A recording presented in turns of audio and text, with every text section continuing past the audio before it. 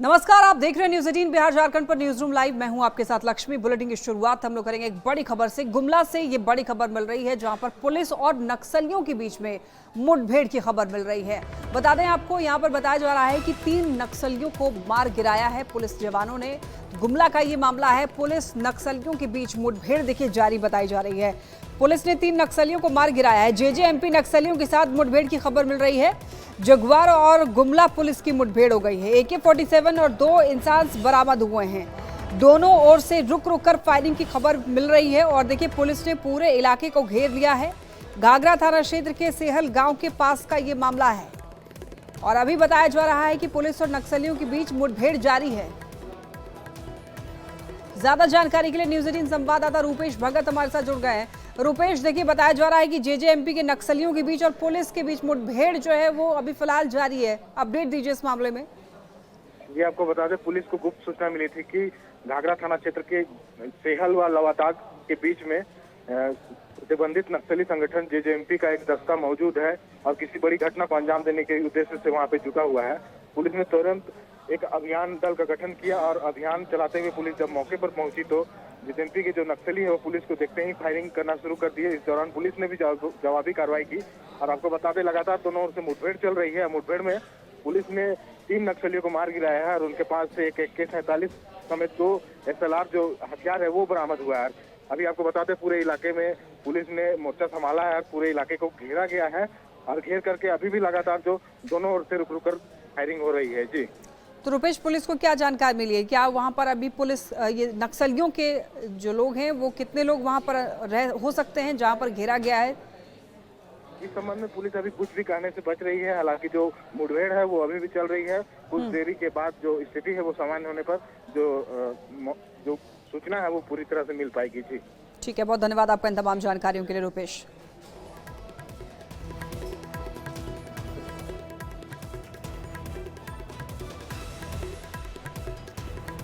आइए बढ़ते हैं खबरों में आगे और खबर मिल रही है दानापुर के दियारा से, जहां पर उफनती गंगा में लोग जो हैं सफर करने के लिए विवश हैं। क्योंकि इन दिनों जो है नदियों के जलस्तर में बढ़ोतरी हो रही है और ऐसे में गंगा में नाव पर ओवरलोडिंग की तस्वीरें जो हैं वो देखने को मिल रही है।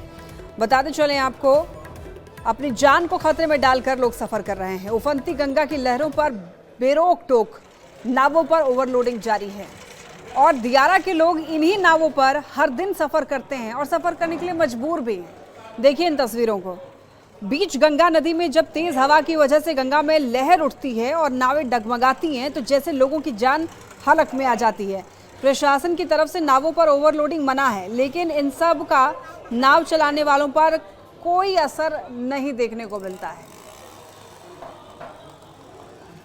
और इन तस्वीरों को आप देखिए कि लोग तो हैं, उसके साथ साथ लोगों की जो बाइक है वो भी नाव के सहारे जो है एक पार से दूसरे पार ले जाते हैं लोग। और ऐसे में ये तस्वीर काफ़ी डराती है। ज़रा सी भी चूक हुई, ज़रा सी भी ऊंच नीच हुई तो लोगों की जान को खतरा हो सकता है। यहाँ पर प्रशासन की तरफ से मनाही है, लेकिन इसके बावजूद नाव चालक नहीं मानते हैं।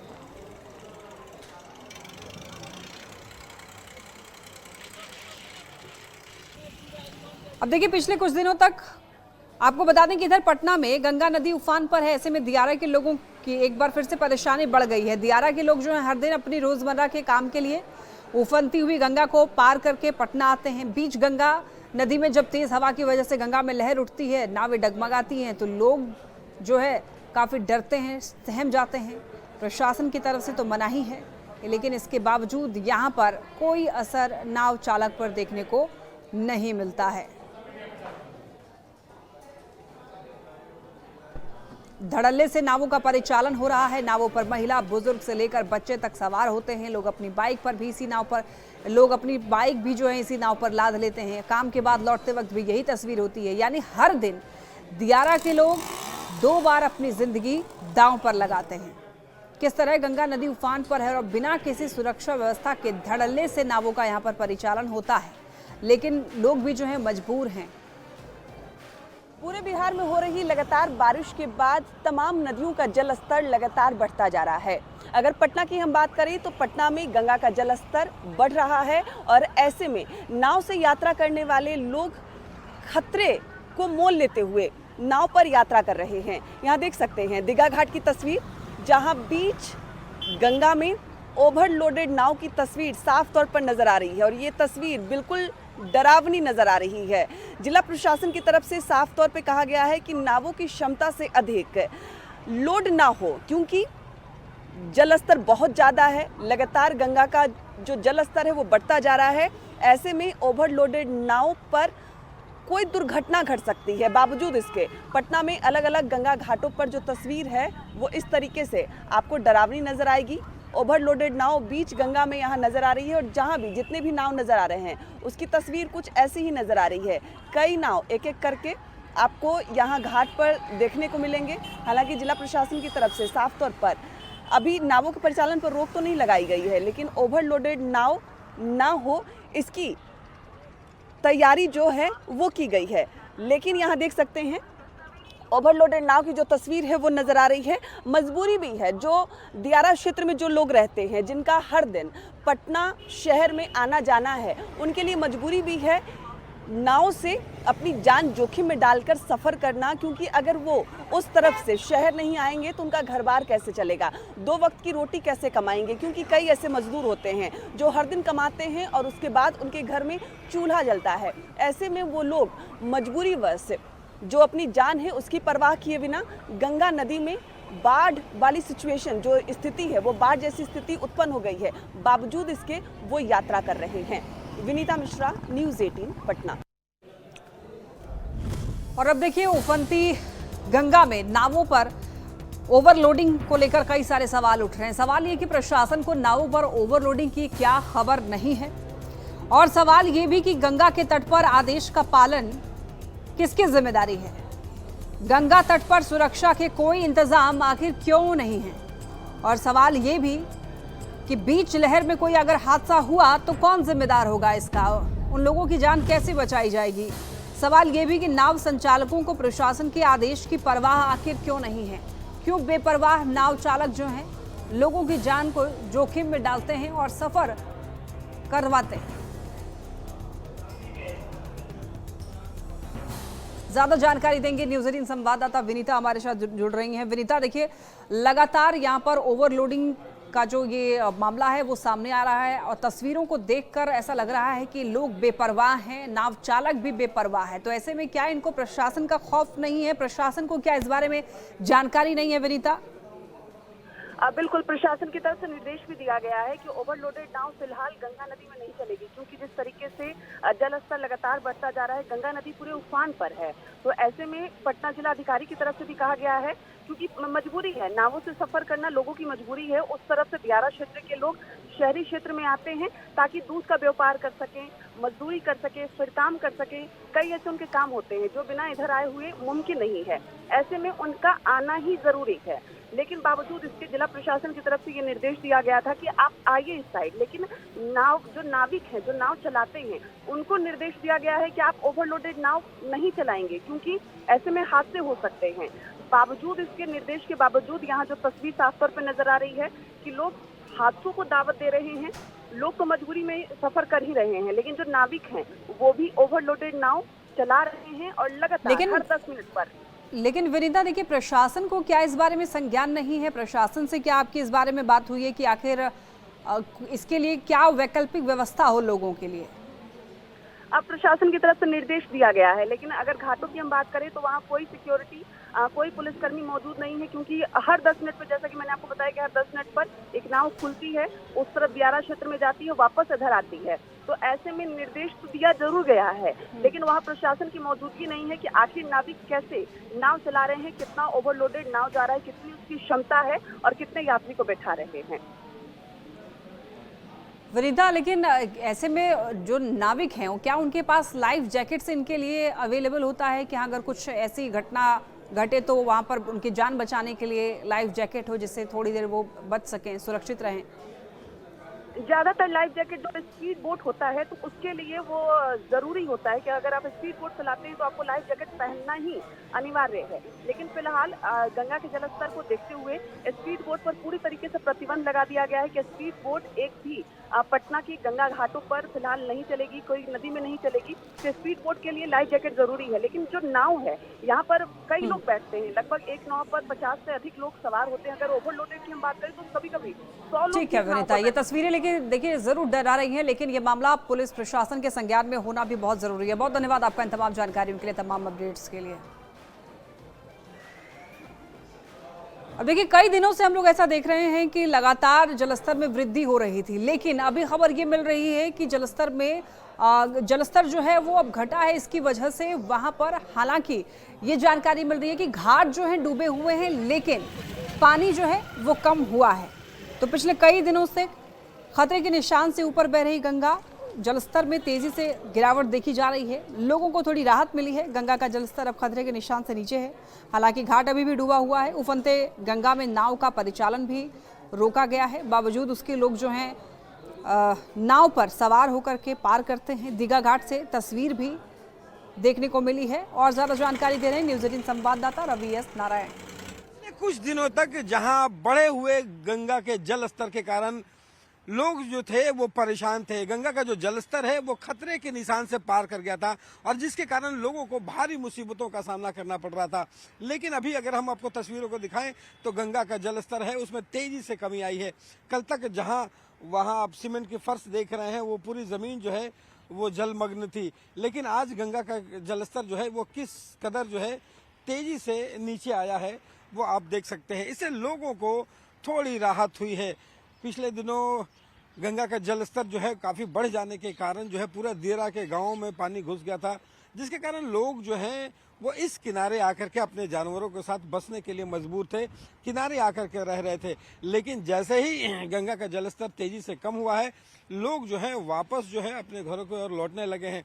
लेकिन लगातार मानसून और जिस तरह की बारिश पटना में हो रही है, जो दियरा के इलाके में फिर से कह सकते हैं कि ये जलस्तर जो है वो बढ़ सकता है। फिलहाल जो हम आपको तस्वीर दिखा रहे हैं वो पटना के दीघा घाट की तस्वीर है।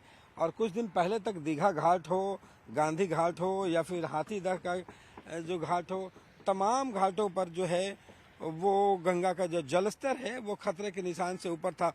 यहाँ पे प्रशासन ने कहा है कि इस उफनती गंगा में नावों का परिचालन जो है वो पूरी तरह से प्रतिबंधित है। लोग नाव से परिचालन ना करें ताकि कोई हादसा न हो जाए। लेकिन तस्वीरों में हम आपको दिखाते हैं कि किस कदर एक नाव पर कितने बड़े संख्या में लोग सवार होकर एक तरफ से दूसरे तरफ जा रहे हैं।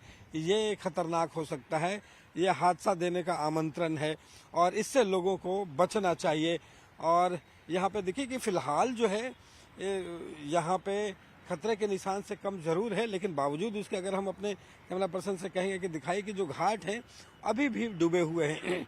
लोगों को लगातार चेतावनी दी गई है कि गंगा में जो आते हैं लोग सुबह सुबह नहाने के लिए, उससे बचने की लगातार अपील की गई है कि लोग उससे बचें और ताकि यहाँ पे लोग सावधान रह सकें और ज़िंदगी सुरक्षित रह सके। तो यहाँ पे फिलहाल कहें कि मौसम एक बार फिर से सुहाना हुआ है, बारिश फिर हो रही है, लेकिन फिलहाल इतना है कि गंगा का जो जलस्तर है उसमें तेजी से कमी आई है, जिससे लोगों को राहत पहुँच रही है। कैमरा पर्सन सुबोध के साथ रवि एस नारायण, न्यूज़ 18 पटना।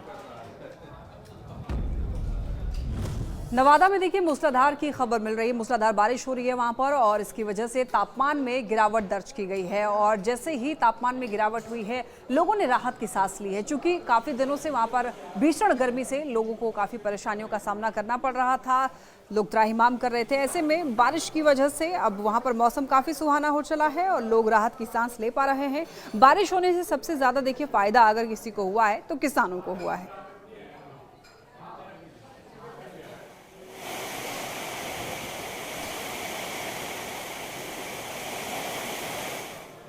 और खबर उत्तराखंड से मिल रही है, जहां पर बादल फटने की खबर है। और आपको बताते चले, यहां पर जैसे ही बादल फटा है काफी नुकसान हुआ है। उत्तराखंड से ये बड़ी खबर इस वक्त मिल रही है। देखिए बादल फटने से कई घरों को नुकसान पहुंचा है, कई घरों में मलबा भर गया है, इसके साथ ही कई गाड़ियां भी मलबे में दब गई हैं। चारों तरफ सिर्फ मलबा ही मलबा दिखाई दे रहा है और गांव के लोग इस वक्त काफी खौफ में हैं, दहशत में हैं। रुमसी गांव के ऊपर बादल फटा है। उत्तराखंड के रुद्रप्रयाग से ये बड़ी खबर। हालांकि किसी भी जनहानि की कोई खबर नहीं है, लेकिन यहाँ पर कई घरों को नुकसान पहुंचा है, कई गाड़ियों को नुकसान पहुंचा है, कई घरों में मलबा भर गया है। इसके साथ ही कई गाड़ियों में भी कई गाड़ियां जो हैं वो भी मलबे में दब गई हैं। तो चारों तरफ सिर्फ मलबा ही मलबा दिखाई दे रहा है और इस वक्त गांव के लोग जो हैं काफ़ी खौफ में हैं, दहशत में हैं। लोग खड़े हैं यहाँ पे, अभी रेस्क्यू टीम नहीं आई। मैंने एनएस को भी बता दिया है, आपदा कंट्रोल को भी। और इस वक्त एक बड़ी खबर मिल रही है कैमूर से, जहां पर बताया जा रहा है नेशनल हाईवे पर एक बड़ी सड़क दुर्घटना हो गई है। एक हाईवा ने 3 गाड़ियों को टक्कर मार दी है। तो बड़ी खबर, हाईवा ने 3 गाड़ी को टक्कर मार दी है। कैमूर से बड़ी खबर, NH-19 का ये मामला है।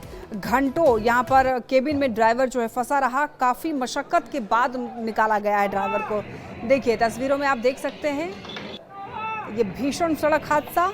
6 से 7 मई की रात हमने 9 आतंकी ठिकाने देखिए यहाँ पर खबर ये मिल रही है, काफ़ी मशक्कत के बाद ड्राइवर को निकाला गया है। 2 गाड़ियों के परखच्चे उड़ गए हैं, तस्वीरों में आप देख सकते हैं। हाईवा ड्राइवर को मामूली चोट आई है, किसी और को हालांकि कोई नुकसान नहीं है। 3 गाड़ियों को ज़बरदस्त टक्कर मारी गई है। घंटों तक केबिन में ड्राइवर जो है फंसा रह गया।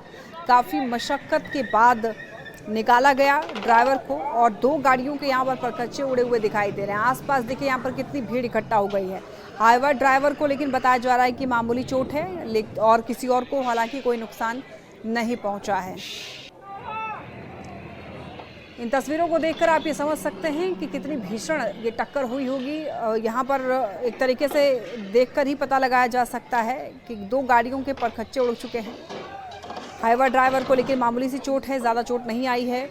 लेकिन यहाँ पर केबिन में ड्राइवर जो है घंटों फंसा रहा था।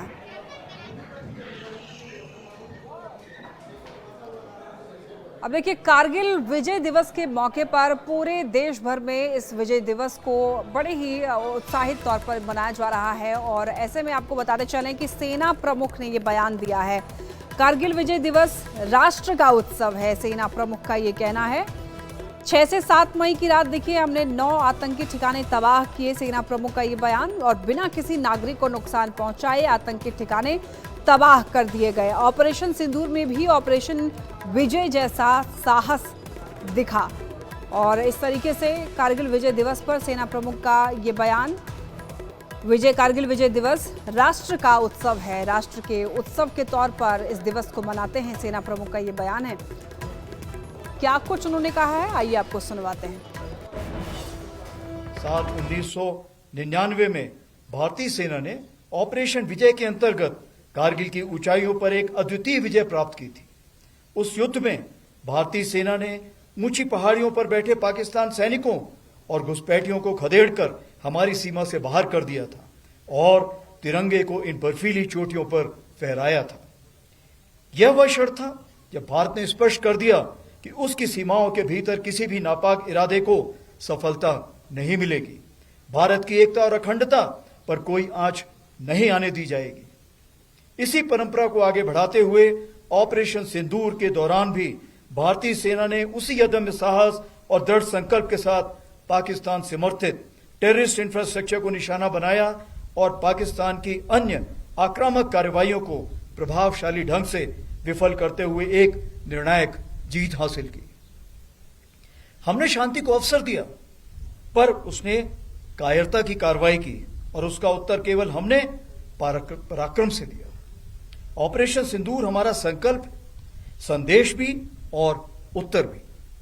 पहलगाम में हुई कायरतापूर्ण आतंकी हमला पूरे देश के लिए गहरी चोट था, लेकिन इस बार भारत ने सिर्फ शोक नहीं जताया बल्कि ठान लिया कि अब जवाब निर्णायक होगा। देशवासियों का अटूट विश्वास और सरकार द्वारा दी गई रणनीतिक स्वतंत्रता से भारतीय सेना ने एक सुनियोजित, सटीक और निर्णायक जवाब दिया। भारतीय सेना ने 6 और 7 मई की रात को पाकिस्तान और पाकिस्तान ऑक्यूपाइड जम्मू एंड कश्मीर में 9 हाई वैल्यू आतंकवादी ठिकानों को निशाना बनाया, बिना किसी मासूम नागरिक को हानि पहुंचाए हुए।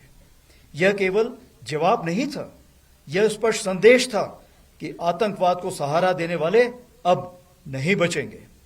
7 से 9 मई को पाकिस्तान द्वारा की गई सैन्य कार्रवाई का भारतीय सेना ने नपातुला और सटीक जवाब दिया। हमारी आर्मी एयर डिफेंस एक अजय दीवार बनकर सामने खड़ी रही, जिसे कोई ड्रोन या मिसाइल भेद नहीं सका।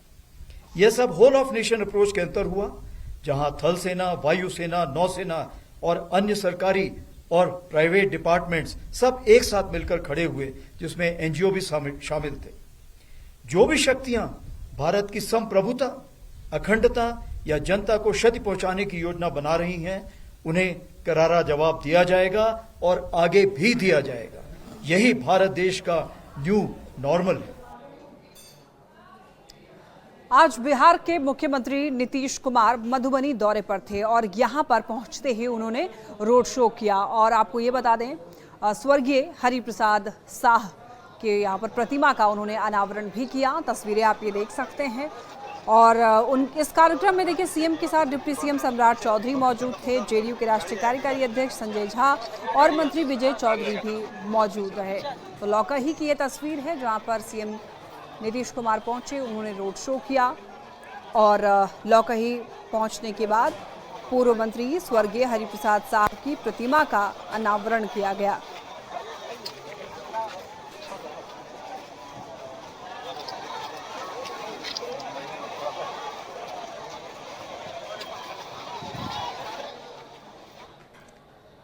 देखिए, अयोध्या में राम मंदिर बनने के बाद अब सभी को इंतजार है सीता माता के मंदिर बनने का, जो कि सीतामढ़ी में उनकी जन्मस्थली पुनौराधाम में बनने जा रहा है। तो आज पुनौराधाम जाएंगे सीएम नीतीश कुमार। आपको बताते चलें, माता सीता के भव्य मंदिर निर्माण की अब बारी है और इसका भी समय अब बेहद ही नजदीक आ गया है। 8 अगस्त को देखिए केंद्रीय गृह मंत्री अमित शाह और सीएम नीतीश कुमार भव्य मां जानकी मंदिर की आधारशिला रखेंगे और इसकी तैयारी को लेकर के आज मुख्यमंत्री नीतीश कुमार पुनौराधाम पहुंच रहे हैं, जहां पर वो मां जानकी मंदिर में पूजा अर्चना करेंगे। पुनौराधाम में भव्य मंदिर निर्माण के लिए कैबिनेट से 883 करोड़ की राशि जो है वो जारी की गई है और 1 महीने पहले ही 22 जून को सीएम नीतीश कुमार ने भव्य मंदिर का डिजाइन भी सोशल मीडिया साइट एक्स पर साझा किया था। और ये जो आप देख सकते हैं, ये मां जानकी मंदिर जो है इसी तरीके का बनेगा। जो तीसरी तस्वीर आप टीवी स्क्रीन पर देख रहे हैं, ये एक डिज़ाइन तैयार किया गया है। ठीक इसी तरीके से माता सीता का जो मंदिर है वो बनेगा।